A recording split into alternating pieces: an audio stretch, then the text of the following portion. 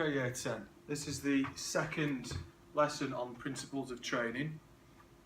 Okay, today we are going to look at developing an understanding of the FITT principles and what reversibility is. Okay, so again, jigsaw, we're still looking at the first part of the jigsaw, which is principles of training. For this FITT principle, you need to know that R stands for reversibility, F frequency, I intensity, T time, and T type. Make sure you've got that all written down because it's all underlined. Okay, definition of FITT, it's frequency, intensity, time and type. It's used to increase the amount of work the body does in order to achieve overload. So this is directly linked to progressive overload. Okay, so frequency means how often, intensity, how hard you're going to train, type, what method, and time, for how long are you going to train for. Make sure you write this one down, please. So as a whole, it works with the principle of progressive overload. I already said that. If we look at how we explain the two principles of training might overlap, well, adaptation occurs as you train. Your body gets used to the training. You become more fit. Therefore, you can train more frequently, train at a higher intensity, and train for longer periods of time at a given activity. So let's look at how often. So it should be a minimum of three times a week. Could be increased to 4, 5, or even 6 times a week, depending on where you are with your training. It overlaps with rest and recovery. You must have rest and recovery in there. So in the days that you're not training, you will be resting. Training every other day would allow a rest to recover on the days in between, allowing for adaptation.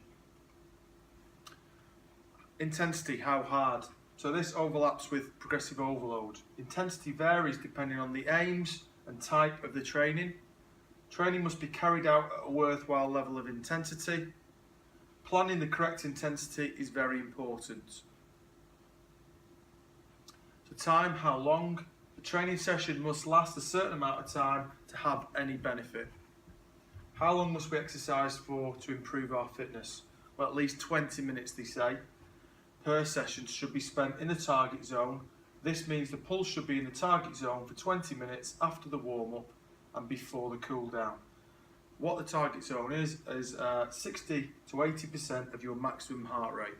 Maximum heart rate is worked from 220 minus your age, and then you work the percentage of that. Working between that is in your target zone. So what method? So this overlaps with specificity. Training should be chosen according to what needs to be improved and what the end goal is. The type of training is more important for sports people who specialise in one event and want to compete at a higher level. Can you think of any examples? So for example, sprinters train specifically to improve their speed. Shot putters train specifically to improve their power. This is a typical example of a personal exercise program. You can see in week 1, we've got some interval training where they're doing 20 metre sprints, 20 metre recovery, 5 repetitions of that, and 2 sets. Tuesday, we've got rest and recovery.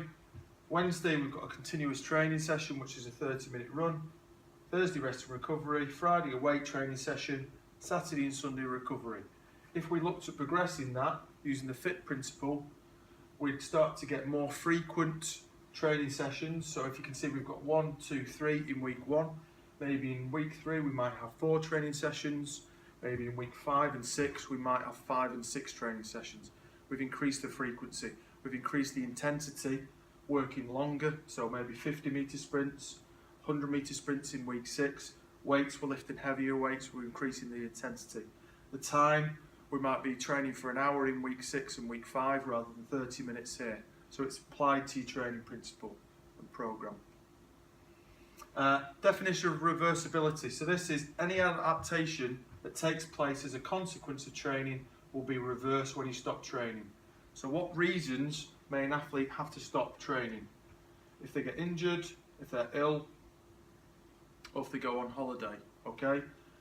They need to revert back to when they started. So their training program, if we look back at the 6-week training program, okay, if they did their 6 weeks of training and they got to the 6 weeks and then they got injured and badly sprained their ankle and couldn't train for a month or two, they can't expect to start again off at week 6, okay, because they will lose all their fitness.